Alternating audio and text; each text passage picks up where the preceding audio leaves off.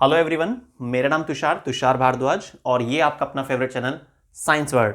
आज के इस वीडियो में हम डिस्कस करने वाले एनर्जी की डिफरेंट फॉर्म्स के बारे में। एनर्जी के बहुत सारे रूप हैं, कोई लिमिट नहीं है इसकी, लेकिन उनमें से जो सेलेक्टेड इंपॉर्टेंट फॉर्म्स हैं एनर्जी की, जो आपको काफ़ी सारी क्लासेस में मैच करती हैं, क्लास 7th में, 8th में, 9th में, 11th में, 10th में, तो बहुत सारी क्लासेस में आपको ये अलग अलग जगह पर टॉपिक्स मिलेगा। तो आज की वीडियो बहुत ही इंपॉर्टेंट होने वाली है, तो आप इसको बिना स्किप करके देखिएगा। चलिए स्टार्ट करते हैं। Different forms of energy. Number first, solar energy. Sun is a ultimate source of energy. आपने बहुत सारी बुक्स में लिखा देखा होगा कि sun is a ultimate source of energy. हमारी पृथ्वी पर जो जीवन संभव है, जो लाइफ पॉसिबल है, वो किस वजह से पॉसिबल है? सन की वजह से। और सन से ऐसी क्या चीज आ रही है जिसकी वजह से लाइफ बनी हुई है हमारी अर्थ सरफेस पर, और वो है सनलाइट। ठीक है, तो सोलर एनर्जी मींस एक ऐसी एनर्जी जो सन से आने वाली एनर्जी होती है, जिसका पृथ्वी पर बहुत ज्यादा यूज होता है, लाइफ एग्जिस्ट कर पा रही है। अब इसका एक अलग तरीके से भी इस्तेमाल किया जाने लगा है सोलर पैनल में। सोलर पैनल क्या होता है? एक वो डिवाइस जो बहुत सारी सोलर सेल के मिलने से बना होता है, और ये बहुत सारी जो सोलर सेल होती हैं वो सिल्वर वायर के जरिए इंटरकनेक्ट रहती हैं। और ये सोलर पैनल करता क्या है? सोलर एनर्जी को इलेक्ट्रिकल एनर्जी में चेंज करता है। Clear? Next, number second, electric energy. Electric energy एक वो एनर्जी होती है जिसको हम कैसे डिफाइन करते हैं? चार्ज के जरिए, है ना, कि निश्चित समय में कितना चार्ज फ्लो कर रहा है, उसको हम क्या बोलते हैं? Electric current. और इसी एनर्जी को इलेक्ट्रिक एनर्जी कहा जाता है। ठीक है, तो इलेक्ट्रिक एनर्जी एक वो एनर्जी जो हाई टेंशन वायर या वायर्स के जरिए या कंडक्टिंग मटेरियल के जरिए शिफ्ट होती है, और एक पर्टिकुलर टाइम में कितना चार्ज फ्लो करता है उसी को हम इलेक्ट्रिक करंट कहते हैं। और वही एनर्जी इलेक्ट्रिक एनर्जी है जिसका हम तरह तरह से इस्तेमाल करते हैं। जैसे कि ये जो वीडियो रिकॉर्ड हो पा रही है वो भी इलेक्ट्रिक एनर्जी के बेसिस पर। पंखा, cooler, AC, fridge, geyser, washing machine, जितने भी इलेक्ट्रिकल अप्लायंसेज हैं, सब इलेक्ट्रिक एनर्जी के आधार पर ही काम कर पा रहे हैं। ठीक है, पहले समय में क्या होता था कि जो व्हीकल्स थे ट्रांसपोर्ट के लिए जो यूज़ किए जाते थे, उसमें मैकेनिकल एनर्जी का यूज़ ज़्यादा होता था, या एनिमल्स का यूज़ करते थे ट्रांसपोर्ट के लिए। लेकिन समय बदलने के साथ साथ क्या हुआ, फिर हम कोल, पेट्रोलियम वगैरह इन सब चीज़ों का इस्तेमाल करने, पेट्रोल डीजल की जो कारें वगैरह आती हैं ना, उनका यूज़ करने लगे। और कोयले से चलने वाली ट्रेनें वगैरह भी थी, है ना। लेकिन अब नेक्स्ट स्टेप इलेक्ट्रिकल एनर्जी का आ गया है। इलेक्ट्रिक कार्स आ गई हैं, बाइक्स आ गई हैं ना, तो धीरे धीरे समय जो है बढ़ता जा रहा है और इलेक्ट्रिसिटी का यूज भी बढ़ने लगा है। ठीक, अब हालत ये हो गई है 90% से ज्यादा वर्क इलेक्ट्रिसिटी बेस्ड हो गया है। Clear? Next, number third, magnetic energy. Magnet एक वो मटेरियल होता है जिसमें अट्रैक्शन और रिपल्शन की क्वालिटी होती है ना। मैग्नेटिक सब्सटेंस को या तो अट्रैक्ट करता है या रिपेल करता है। ठीक, अब मैग्नेट के दो पोल होते हैं, नॉर्थ पोल और south pole. Same pole repel करते हैं, अपोजिट पोल अट्रैक्ट करते हैं। मैग्नेट के द्वारा जो एनर्जी जनरेट होती है, मैग्नेट या मैग्नेटिक सब्सटेंस के बेसिस पर जो एनर्जी जनरेट होती है उसको मैग्नेटिक एनर्जी कहते हैं। मैग्नेटिक ट्रेन के बारे में आपने सुना होगा, जो मैग्नेटिक एनर्जी का इस्तेमाल करती है। ठीक है, इलेक्ट्रोमैग्नेट्स का आपने शायद सुना हो। इलेक्ट्रोमैग्नेट का मेडिकल साइंस में बहुत यूज होता है।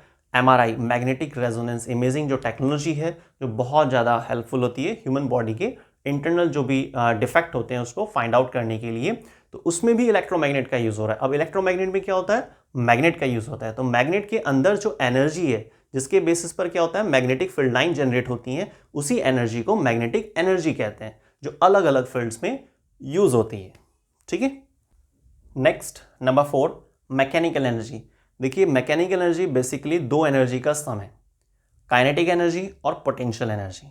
ठीक है, कोई भी बॉडी, जैसे आप एग्जांपल ले सकते हैं, जनरेटर है, जनरेटर को स्टार्ट करने के लिए, ठीक है, आपने पेट्रोल उसमें डाल दिया है, बात ठीक है, पर वो अपने आप से स्टार्ट नहीं होगा। उसमें क्या होता है, एक आयरन रोड होती है जिसको अटैच किया जाता है और स्टार्टिंग स्टिमुलस देते हैं। एक तरह से हम स्टार्टिंग फोर्स प्रोवाइड कर रहे हैं इनिशियल लेवल पर। तो आपने जो उसको रोटेशन दी ना, तो पहले पोटेंशियल पार्ट था, फिर आपने धीरे धीरे उसको काइनेटिक में कन्वर्ट कर दिया। ठीक है, तो इसलिए कहा गया, जैसे मैंने आपको स्टार्टिंग बताया, कि मैकेनिकल एनर्जी दो एनर्जी का सम होता है, काइनेटिक प्लस पोटेंशियल। काइनेटिक को पोटेंशियल में ला रहे हैं आप, या पोटेंशियल को काइनेटिक में ले जा रहे हैं किसी भी बॉडी के जरिए जो स्टार्टिंग स्टिमुलस के बेस पर तैयार किया जाता है या प्रोवाइड किया जाता है किसी भी इंस्ट्रूमेंट को, तो उसको हम मैकेनिकल एनर्जी कहते हैं। क्लियर? अब मैकेनिकल एनर्जी में एक दूसरा एग्जांपल भी आप ले सकते हैं, जैसे कि टरबाइन है। टरबाइन जब रोटेट करता है ना, तब वहां पर जो शाफ्ट लगी होती है उसके बेस पे फिर इलेक्ट्रिसिटी जनरेट हो पाती है। पर टरबाइन रोटेट क्यों करेगा? पानी को, जिसको आपने पहले रोका हुआ था, पोटेंशियल एनर्जी, डैम के अंदर पानी को रोक दिया जाता है, जैसे एग्जांपल में टिहरी डैम आप ले सकते हैं। तो पोटेंशियल एनर्जी, फिर आगे चैनल्स लगे होते हैं, चैनल्स को जब आप एक टाइमिंग के हिसाब से ओपन करते हैं तो फिर वो पानी जो रुका हुआ था ना, बहुत अच्छी खासी स्पीड से काइनेटिक एनर्जी में कन्वर्ट होती है पोटेंशियल एनर्जी, और वो काइनेटिक एनर्जी के बेसिस पर टरबाइन जो है घूमना शुरू कर देता है। तो ये मैकेनिकल एनर्जी। तो यहाँ पर भी आप नोटिस कीजिए पोटेंशियल काइनेटिक दोनों का जिक्र आ रहा है। ठीक है, तो मैकेनिकल एनर्जी नंबर 4 था हमारा point. Next form of energy वो है वेव एनर्जी। समुद्र में क्या होता है, छोटी बड़ी लहरें बनती रहती हैं, है ना। तो ये जो समुद्र में एयर के फ्लो की वजह से, समुद्र की सतह के ऊपर से जब हवा का फ्लो देखते हो आप, एयर का मूवमेंट देखते हो, तो उसके आधार पर क्या होता है, छोटी छोटी लहरें बहुत सारी बनती रहती हैं। तो ये क्या होती हैं, सी वेव्स होती हैं, है ना। इन सी वेव्स में जो एनर्जी छुपी होती है उसी को हम क्या बोलते हैं, वेव एनर्जी। ठीक है, या सी वेव एनर्जी भी आप कह सकते हैं। क्लियर? और याद रखिएगा, मूविंग एयर की वजह से ही ये पॉसिबल हो पाता है। Tidal energy, high tide, low tide, है ना, करीब 12 घंटे 35 मिनट अप्रॉक्स में। ठीक है, तो लगभग दिन में 2 बार। मून की ग्रेविटेशन की वजह से समुद्र में लगभग एक दिन में 2 बार बहुत ऊंची ऊंची लहरें बनती हैं, हाई टाइड्स बनते हैं। और उन हाई टाइड्स में जो एनर्जी है, जो ऊंची ऊंची लहरें उठ रही हैं समुद्र में, उसमें जो छुपी हुई एनर्जी है उसको हम क्या बोलेंगे, tidal energy. High tides specially. ठीक है, लो टाइड में भी है लेकिन, और आपको टाइम पीरियड भी याद रखना होगा कि एक दिन में लगभग 2 बार, एग्जैक्ट 2 बार नहीं, क्योंकि 12 घंटे 35 मिनट के अप्रोक्स उसको कंसिडर किया जाता है कि 12 घंटे 35 मिनट में एक ऊंची वेव जरूर बनती है जिसको हम हाई टाइड्स बोलते हैं। ठीक है, तो पूरे 24 घंटे में लगभग 2 बार। और ये होता क्यों है, इसका रीजन भी आप याद रखिएगा, मून के ग्रेविटेशन की वजह से। तो टाइडल एनर्जी मतलब हाई टाइड्स में जो छुपी हुई एनर्जी है उसको हम टाइडल एनर्जी कहते हैं। Next, nuclear energy. देखिए, न्यूक्लियर एनर्जी की जब बात आती है ना, तो हमें एग्जांपल लेना पड़ता है किसका, पावर प्लांट का, nuclear power plant. Narora, Tarapur, Kalpakkam, ये कुछ लोकेशन है जहां पर पावर प्लांट लगे हुए हैं, न्यूक्लियर पावर प्लांट लगे हैं, जिसमें न्यूक्लियर मटेरियल के तौर पर यूरेनियम का इस्तेमाल किया जाता है। यूरेनियम 235 और एटॉमिक नंबर इसका करीब 92। ठीक है, तो न्यूक्लियर एनर्जी 2 प्रकार की हो सकती है, न्यूक्लियर फिशन और न्यूक्लियर फ्यूजन। न्यूक्लियर फिशन और न्यूक्लियर फ्यूजन याद रखिएगा, आप नोट कर लेना उसको इस में बाद में। न्यूक्लियर फ्यूजन का मतलब होता है चीजों का जुड़ना, फ्यूजन। और न्यूक्लियर फ्यूजन का केस आपको कहां देखने को मिल सकता है, सन में। ठीक है, ये टॉपिक मिल जाएगा आपको, बुक्स वगैरह में भी काफी डला हुआ है, या इसकी अगर आपको रिटन मटेरियल की नीड है तो आप हमारी वेबसाइट से चेक कर सकते हैं। क्लास 10th के नोट्स में डला हुआ है ये, सोर्स ऑफ एनर्जी के अंदर। वेबसाइट आपको मालूम है, www.thescienceworld.in। ठीक है, तो न्यूक्लियर एनर्जी में 2 पार्ट्स हमने सुने, न्यूक्लियर फ्यूजन और न्यूक्लियर फिशन। न्यूक्लियर फ्यूजन में आप एग्जांपल क्या लेंगे, सन। ठीक है, तो सन में न्यूक्लियर फ्यूजन रिएक्शन चलती है जिसमें चीजें जुड़ती हैं, जो हैवी न्यूक्लियस की फॉर्मेशन होती है, हीलियम न्यूक्लियाई जो जनरेट होता है, साथ में ट्रेमेंडस एनर्जी प्रोड्यूस होती है। वही एनर्जी है जो हमने फर्स्ट फॉर्म में डिस्कस किया था, सोलर एनर्जी। वहां पे उस समय बताना इसलिए पॉसिबल नहीं था, तो टॉपिक्स अलग अलग हैं, मिक्सिंग हो जाती है फिर। ठीक है, तो न्यूक्लियर एनर्जी में 2 फॉर्म, न्यूक्लियर फ्यूजन और न्यूक्लियर फिशन। न्यूक्लियर फ्यूजन में एग्जांपल क्या लिखेंगे आप, सन। और न्यूक्लियर फिशन में एग्जांपल क्या लिखेंगे आप, nuclear power plant. Example Narora, Tarapur, या कोई एक आपको याद जरूर रखना चाहिए। ठीक है, तो न्यूक्लियर फ्यूजन रिएक्शन चल रही है सन में, और फ्यूजन रिएक्शन का मतलब क्या है, 2 लाइटर एलिमेंट जब न्यूक्लियाई जब कंबाइंड होते हैं, एक हैवी न्यूक्लियस की फॉर्मेशन करते हैं और साथ में ट्रेमेंडस एनर्जी रिलीज करते हैं, और वही एनर्जी जो है सोलर एनर्जी है। अब दूसरा जो पार्ट है न्यूक्लियर एनर्जी का, वो है न्यूक्लियर फिशन। न्यूक्लियर फिशन में क्या होता है, एक हैवी न्यूक्लियस न्यूट्रॉन की बम्बार्डिंग के बेसिस पर स्प्लिट्स हो जाता है और ट्रेमेंडस एनर्जी प्रोड्यूस करता है। उस एनर्जी को न्यूक्लियर एनर्जी बोलते हैं, पर लेकिन वो कौन से प्रोसेस के रिजल्ट में? Nuclear fission. फिशन मतलब टूटना, फ्यूजन मतलब जुड़ना। क्लियर? तो ये सारी चीजें आपको न्यूक्लियर एनर्जी के लिए याद रखनी होंगी, नोट कर लेना आप इसको। Next, wind energy. Wind energy का भी लिंक मैंने आपको फर्स्ट में दिया था जब हम first form of energy discuss कर रहे थे कि भाई सन से जो सोलर रेडिएशन आते हैं ना उसको सोलर एनर्जी कहते हैं। ठीक है, अब इस सोलर एनर्जी की वजह से ही हमारी पृथ्वी पर हवा का चलना पॉसिबल है। सिंपल क्वेश्चन, हवा क्यों चलती है? सोलर एनर्जी की वजह से चलती है। ठीक है, तो विंड एनर्जी एक वो एनर्जी है जो बहुत ज्यादा काम आती है। आपने विंडमिल जनरेटर के बारे में सुना होगा, विंडमिल जनरेटर जो होते हैं, है ना, पवन चक्की, सिंपल भाषा में, है ना, एक काफी बड़ा पिलर सा होता है और उस पर एक ऐसे पंखा सा लगा होता है। इमेजेस आपने देखी होंगी वैसे। ठीक है, तो विंड एनर्जी का यूज क्या है? विंडमिल जनरेटर में इस्तेमाल किया जाता है, इसको पवन चक्की के तौर पर हम इसे बोलते हैं, और इलेक्ट्रिसिटी प्रोडक्शन में। तो मेन मोटिव क्या है इसका, विंड एनर्जी का? आप इसे यूज कर सकते हैं विंडमिल जनरेटर के द्वारा इलेक्ट्रिकल एनर्जी में कन्वर्ट करने के, फिर आप इलेक्ट्रिसिटी का यूज कर सकते हैं किसी भी तरीके से, एसी चलाने में, पंखे को चलाने में, या जो भी आप नीड है उसके हिसाब से। ठीक है, तो विंडमिल जनरेटर और विंड एनर्जी का जो यूज करता है इलेक्ट्रिक एनर्जी में चेंज कर देता है। सभी जगह पे विंडमिल जनरेटर नहीं लगाए जा सकते, है ना, उसकी एक कंडीशन होती है, करीब 17 से 18 के आसपास किलोमीटर पर आवर्स की स्पीड होनी चाहिए। और डेनमार्क इसके लिए बहुत अच्छी लोकेशन है, हवा का प्रदेश कहा जाता है बल्कि डेनमार्क को। ठीक है, वहाँ पे विंड एनर्जी का बहुत ज़्यादा यूज़ किया जाता है विंडमिल जनरेटर की बेस पे इलेक्ट्रिक एनर्जी को फॉर्म करने के लिए, तैयार करने के लिए। Next, ocean thermal energy, OTE, है ना, OTEC भी लिखा मिल सकता है आपको। तो ओशियन थर्मल एनर्जी का मतलब क्या है? देखिए, सन से सोलर रेडिएशन आते हैं, सोलर एनर्जी आती है, वो ग्राउंड सरफेस पर भी डलती है, टेरेस्ट्रियल सिस्टम मिट्टी वाले एरिया पर भी डलती है, और समुद्र की सतह पर भी डलती है। अब समुद्र की सतह का पानी गर्म हो जाता है, लेकिन अगर आप डेप्थ की तरफ जाते हैं समुद्र में, लगभग आप मानिए 90 से 100 मीटर मानते हैं ना, 100 मीटर की गहराई में जाते हैं ना, तो पानी के टेम्परेचर में बदलाव आता है। ठीक है, अब टॉप सरफेस पर जो पानी गर्म है और 100 मीटर नीचे जाने पर पानी के टेम्परेचर में काफ़ी बदलाव मिल जाता है। तो ये जो टेम्परेचर डिफरेंस है, इस डिफरेंस का साइंस ने इस्तेमाल किया लिक्विड अमोनिया को वेपराइज करने के लिए। एक पूरा सेटअप होता है ना, इस पर बल्कि हमारी एक सेपरेट वीडियो भी गई थी, आप उसको देखेंगे तो आपको पूरा प्रोसेस बिल्कुल बिंदास समझ में आएगा। ठीक है, तो टॉप सरफेस का पानी गर्म है, बॉटम सरफेस का पानी ठंडा है, तो आप ऊपर की तरफ टॉप सरफेस के नियर बाय लिक्विड अमोनिया को एक चैम्बर में बंद करके उसको प्लेस कर देते हैं, ट्यूब्स के जरिए नीचे कनेक्ट कर देते हैं, नीचे एक पंप वगैरह भी लगा होता है जहाँ पे टेम्परेचर डाउन हो गया उस जगह पर। ठीक, तो लिक्विड अमोनिया वेपराइज होगा और वो वेपर्स जो होंगी वो आगे प्रोसीड करेंगे और रास्ते में उन्हें मिलता है टरबाइन। तो उस प्रेशर के बेस पर टरबाइन घूमना शुरू करता है, और एक बार टरबाइन घूम जाए ना तो इलेक्ट्रिसिटी बनती है। ठीक है, बहुत सारे टॉपिक में यही चीज़ें आती हैं जो कॉमन पॉइंट है। और बस फिर वो उसको लिक्विड अमोनिया जो भाप ठंडी हो जाती है उसको पंप के जरिए फिर से बैक प्रोसेस में लाया जाता है, फिर से चैम्बर में आती हैं, फिर से नेचुरल हीट का इस्तेमाल किया अमोनिया को वेपराइज करने के लिए, है ना, लिक्विड अमोनिया को। चलिए खैर, तो ये आपके पास ओशियन थर्मल एनर्जी का सिस्टम था, इसका भी इस्तेमाल किया जा रहा है इलेक्ट्रिसिटी प्रोडक्शन के लिए। Next, light energy.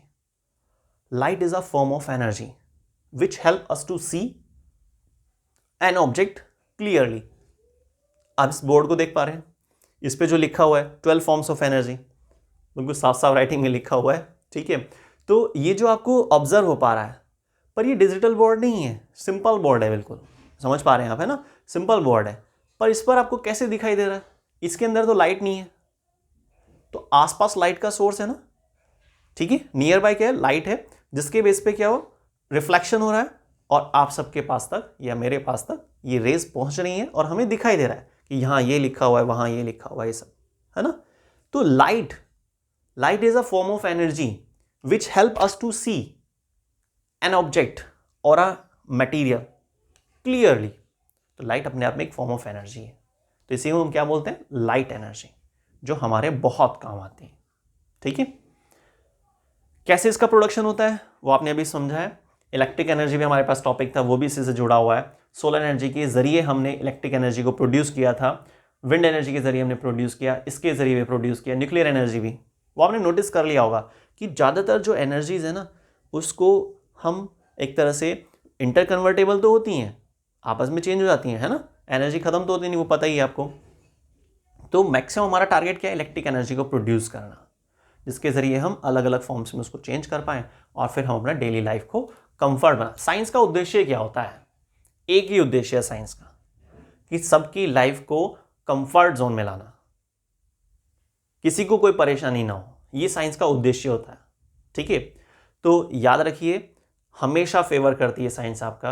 आप गेम खेल रहे हैं, आप वीडियो देख रहे हैं, कुछ भी, आप अपनी आइज क्लोज कीजिए, ओपन करके देखिए, तो जहां पर भी जो चीज़ आपको दिखाई दे रही है ना, साइंस ने उसमें आपकी हेल्प की है ताकि आपको सुविधा मिल सके, आपको आपकी जो लाइफ है वो बिल्कुल कंफर्टेबल हो जाए। ठीक है, तो इसलिए साइंस के टॉपिक को पढ़ना चाहिए, समझना चाहिए, है ना। चलिए खैर, तो लाइट एनर्जी क्लियर हो गया। बायोमास एनर्जी, बायोलॉजिकल मास के बेस पर जो एनर्जी जनरेट होती है उसको हम क्या बोलते हैं? Biomass energy. अच्छा, आपने एक रूल सुना होगा, conservation of mass, mass can neither be created nor be destroyed, है ना। ठीक है, इसी तरह से आपने कंजर्वेशन ऑफ एनर्जी भी सुना होगा। ये दोनों ही इंटर रिलेट करते हैं। ठीक, तो इसलिए कहा जाता है कि भाई बायोमास एनर्जी, जैसे कोई प्लांट रेजिड्यू वगैरह है, पेड़ पौधे की पत्तियां वगैरह हैं, प्लांट वेस्ट वगैरह है ना। प्लांट वेस्ट से मतलब मेरा कि जैसे पत्तियां हैं ना पेड़ पौधे की, तो उन सबको लिया आपने, और जो डेयरी में जो एनिमल्स होते हैं उनका जो वेस्ट वगैरह होता है वो सब चीज़ें है ना, गोबर वगैरह, काउडंग जिसको बोलते हैं। ठीक है, तो उन सबको लिया और आपने एक बायोगैस प्लांट तैयार किया जाता है। वो भी कई तरह का होता है ऑप्शन, उसमें फ्लोटिंग वाला भी होता है, फिक्स्ड डोम शेप वाला भी होता है। ठीक है, तो उसमें आप उसको डाल देते हैं, उसमें पानी वानी ऐड कर दें, जिसको स्लरी वगैरह बोलते हैं। वो तो एक पूरा प्रोसेस होता है, पर थोड़ा सा हम यहाँ पे डिस्कस कर लेते हैं बायोमास एनर्जी के बारे में। तो अब वो जो मटेरियल है जब कुछ समय तक पड़ा रहता है ना, तो वहाँ पर मीथेन गैस प्रोड्यूस होती है, बायोगैस प्रोड्यूस होती है, और वो जो बायोगैस प्रोड्यूस होती है उसमें मीथेन की परसेंटेज बहुत ज़्यादा होती है, उसका इस्तेमाल किया जाता है एज अ फ्यूल के तौर पर। तो biomass energy clear. Next, chemical energy. Chemical energy में आप कोल, पेट्रोलियम, है ना, नेचुरल गैस, इनका इस्तेमाल कर सकते हैं। कोल फॉर्मेशन, पेट्रोलियम फॉर्मेशन, है ना, ये जो प्रोसेस है इनके रिजल्ट में जो एनर्जी होती है तो उसको हम बोल रहे हैं केमिकल एनर्जी। जैसे कोयले का आप ले लीजिए, कोल में भी आपने अलग अलग फॉर्म सुनी होंगी, है ना, जैसे कि बिटुमिनस कोल होता है ना, एंथ्रासाइड, एंथ्रासाइड बल्कि टॉप लेवल पर आता है, 96-97% कार्बन पाया जाता है जिसके अंदर। ठीक, तो इन सब चीज़ों को हम क्या बोलेंगे? Chemical energy. पेट्रोलियम से पेट्रोल, डीजल, है ना, कैरोसिन ऑयल, तो इस तरह से फ्रैक्शनल डिस्टिलेशन के बेसिस पे तरह तरह के प्रोडक्ट जनरेट किए जाते हैं पेट्रोलियम से। क्लियर। ऐसे ही कोल से भी आप जो जनरेट कर रहे हैं मटेरियल, तो इन सब जो मटेरियल प्रोड्यूस हो रहे हैं इनके अंदर जो छुपी हुई एनर्जी है वो केमिकल एनर्जी है, वो अलग अलग होती है। जैसे एग्जांपल लेते हैं, आपने काउडंग का 1 ग्राम लिया, है ना, उपला बोलते हैं उसको, उपला, है ना, तो उसका 1 ग्राम पीस लिया, तो उसको बर्न करने से करीब 5 to 8 kilo joule energy produce होती है। अगर आप पेट्रोल लेते हैं तो पेट्रोल का अगर सिंगल यूनिट आप ले रहे हैं तो वहां पर करीब 50 किलो जूल एनर्जी प्रोड्यूस होती है। बहुत डिफरेंस है, काफ़ी डिफरेंस है ना। तो ये सब जो एनर्जीज हैं इन मटेरियल्स के अंदर, उसको हम क्या बोलते हैं? Chemical energy. तो इसमें स्पेशली फॉसिल फ्यूल का आपको जिक्र करना होता है। आप इसका बल्कि दूसरा नाम भी लिख सकते हैं, फॉसिल फ्यूल एनर्जी। क्लियर। तो आज के इस वीडियो में हमने different important forms of energy के बारे में डिस्कस किया, जिसमें 12 इंपॉर्टेंट फॉर्म्स थी जो हमने सेलेक्ट की हुई थी और आपको ध्यान रखनी है। ठीक है, बहुत काम आने वाली वीडियो है। तो प्लीज़ अगर आपने हमारे चैनल को सब्सक्राइब नहीं किया है अभी तक तो आप सब्सक्राइब कर सकते हैं। ठीक है, कमेंट कर सकते हैं, शेयर कीजिए, वीडियोस को मैक्सिमम शेयर कीजिए। मिलते हैं नेक्स्ट वीडियो में। धन्यवाद।